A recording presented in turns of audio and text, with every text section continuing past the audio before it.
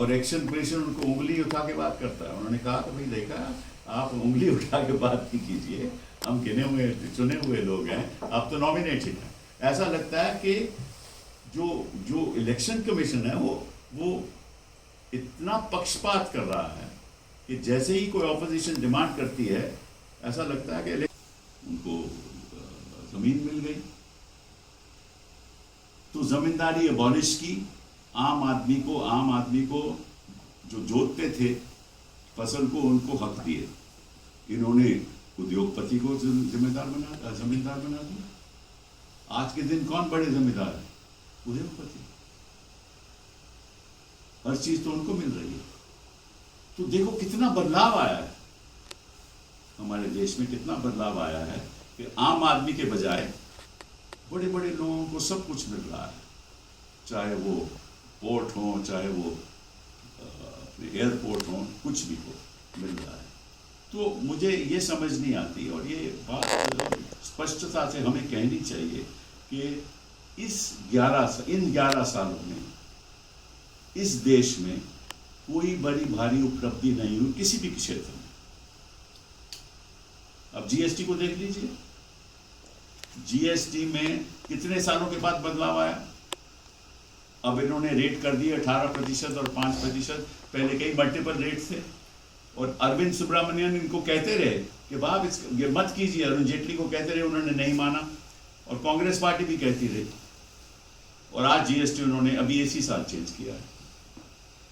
तो हर चीज इनको प्रोपेगेंडा के तौर पे ये करते हैं, और फिर कहते हैं बड़ी हमारी उपलब्धि है कि हमने देखो ये गिफ्ट दिया है, जीएसटी का गिफ्ट दिया है देश को। उसे हुआ क्या है कि जो उनकी जो पैसा आता है जीएसटी के द्वारा सालाना, वो कमती हो गया। 2 लाख करोड़ पहले आता था, 1,70,000 करोड़ रह गया। और प्रदेशों के पास पैसा नहीं है। और इन्होंने गांधी जी के साथ क्या किया? एक तरीके से मनरेगा में गांधी का नाम हटाना एक किस्म की गांधी की हत्या है। मैं जब पार्लियामेंट में कुछ सालों पहले मैंने भाषण दिया था कि कोई भी भाजपा से उठ के ये कह दे कि सबसे बड़ा आतंकवादी गोडसे, किसी की हिम्मत नहीं हुई। और इसीलिए आरएसएस को बैन किया गया, वही सरदार पटेल ने। और 2 साल जब बैन हुआ तो इन्होंने चिट्ठी लिखी सरदार पटेल को, हम वादा करते हैं कि आइंदा हम राजनीति में कोई हिस्सा नहीं लेंगे, हम केवल सामाजिक काम करेंगे।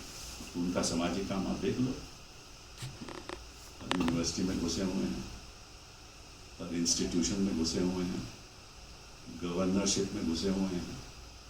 कोई संस्था हो तो पहला ये होता है कि भाई ये आरएसएस के प्रति है या नहीं, उनका आदमी है या नहीं। कहाँ वो आरएसएस और कहाँ आज की आरएसएस। और विदेश नीति में देख लो, हम आज आइसोलेटेड। हमारी कितनी इज्जत होती थी, पंडित नेहरू जहां भी जाते थे इतनी इज्जत होती थी। एक विश्व के, वो वाकई में विश्व गुरु थे। अब अपने आप को आप विश्व गुरु कह दो तो इसका मतलब ये नहीं कि आप विश्व गुरु बन जाते हो। दूसरे लोगों को ये पहचानना चाहिए कि वाकई में आप विश्व गुरु हो। उस समय पहचानते थे पंडित नेहरू को। आज हम अपने घर में ही ढिंढोरा पीट रहे हैं कि हम तो विश्व गुरु हैं। तो बात आपकी मानता नहीं है। और जिस किस्म की आप विदेश नीति करते हो, उसका नतीजा हम देख रहे हैं। 50% टैरिफ लग गए, और 50% टैरिफ लगे तो हमारी एक्सपोर्ट जो है वो लगभग उसमें बढ़ोतरी आ गई है, कमती हो गए हैं एक्सपोर्ट हमारे 30-40%। तो वहाँ भी आमदनी कम हो गई। और कौन पीड़ित लोग हैं? वही जो टेक्सटाइल बनाते हैं, लेदर गुड्स बनाते हैं, जेम एंड ज्वेलरी बेचते हैं, फिशरीज, उनकी आमदनी कम हो गई। और कोई रास्ता दिख नहीं रहा। उन्होंने कहा था कि भाई अगस्त तक हम ट्रेड पैक कर लेंगे, एफटीए कर लेंगे अमेरिका के साथ, वो आज तक नहीं हुआ। और यहाँ ऑपरेशन सिंदूर के बाद हुआ क्या कि किसी विश्व में किसी देश ने भी पाकिस्तान की निंदा नहीं।